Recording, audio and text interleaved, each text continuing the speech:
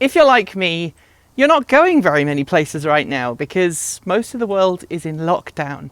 And that means your electric car, or in my case, electric cars, are sat around doing nothing. We've already done a video on this channel explaining how to make sure that your electric car's battery is kept in a healthy condition during the current crisis. We've covered how you should charge it, how you should store it, and the do's and don'ts in that regard. But what we haven't covered is one other problem that you might encounter when you leave your electric car parked for a long period of time, like rodents under the hood. I wish I'd kept the nest in position for filming, but frankly, when you open the hood and you find a mouse's nest or maybe a rat's nest inside an electric car, your first thought isn't, oh yeah, I should go grab my camera and make a film about that. So it wasn't until after I'd taken this photograph, or rather it was after talking to Kate Walton-Elliott and discovering she had the same problem with her two electric cars, that I thought, yeah, we really should make a video on that. So thanks, Kate, for prompting me to do just that. You see, electric cars, no matter how they're used, tend to have a fairly warm inside. That's because if your car has an active thermal management system like the Chevrolet Bolt here, or the Tesla Model S, or the BMW i3, pretty much every electric car on sale today, with the exception of the Nissan Leaf and the old Kia Soul EV, pretty much every other electric car on sale today has an active thermally cooled battery pack. And how that works is that it uses hot or cool liquid, depending on what the battery needs, and it pumps it around the car's battery system to either keep the battery cool in hot weather or keep it warm during winter months.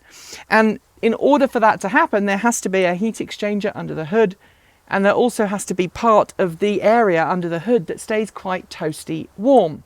So that's the first problem, because mice and rodents of other descriptions like to be warm when it's cold outside. So they get tucked up where it's nice and warm, and that's where they stay. That's where they make their nest. And if your car's not being driven around, well, then they stay there and they make a nest. We discovered a nest earlier on today, right here on top of this plate here, because this plate gets warm when the car is being charged, which is the second reason why electric cars are perfect for rodents. Because when you plug your car in overnight and you set it to charge so that it's ready to leave in the morning, this plate, or one like it in your car, houses the charging circuitry, and the charging circuitry gets moderately warm during the charging process, because even though electric car chargers are pretty efficient, they still have some inefficiencies in them, which results in heat in the actual charging unit itself.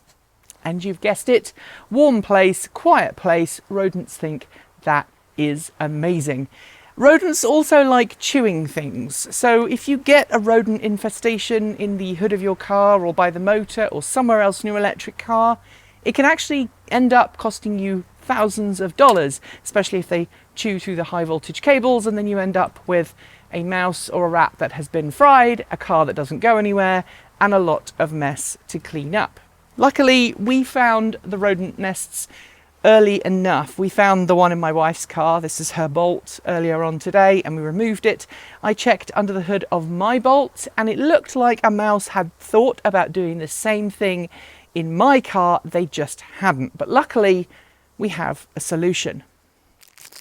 Now this here is a little rodent repellent bag, and it's designed to go under the hood of your car. Or it can go pretty much anywhere where rodents are not wanted. Now, to me, it smells lovely. It's got some pine scents and a few other nice things in here.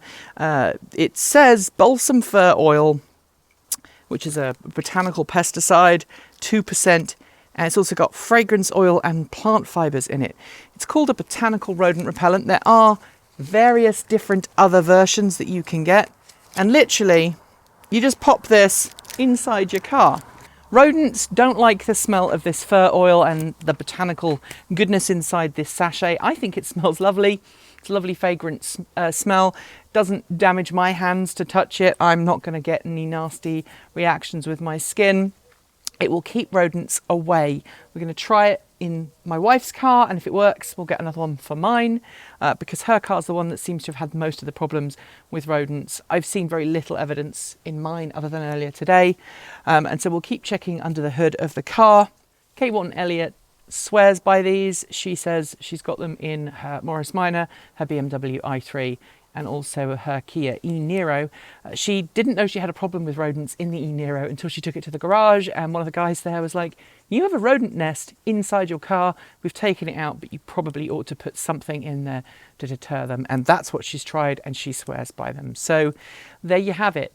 If you do have an electric car and you're parked up for a while, you're not using your car, even if you live in an urban area, you should really check under the bonnet or under the hood, whatever you want to call it, to make sure that you don't have unwanted tenants inside your EV, or in fact inside your plug-in hybrid. Rodents don't seem to have as much of a problem getting into an internal combustion engine vehicle because, of course, internal combustion engine vehicles are noisy when they're running as opposed to EVs, which are relatively quiet. Rodents can actually still be inside your vehicle while you're driving along. Let me know what your solutions are in the comments below. Have you had any rodent problems with your EV? How did you get around it? I'll be back soon with more great content, but until then, ka kite. See you next time.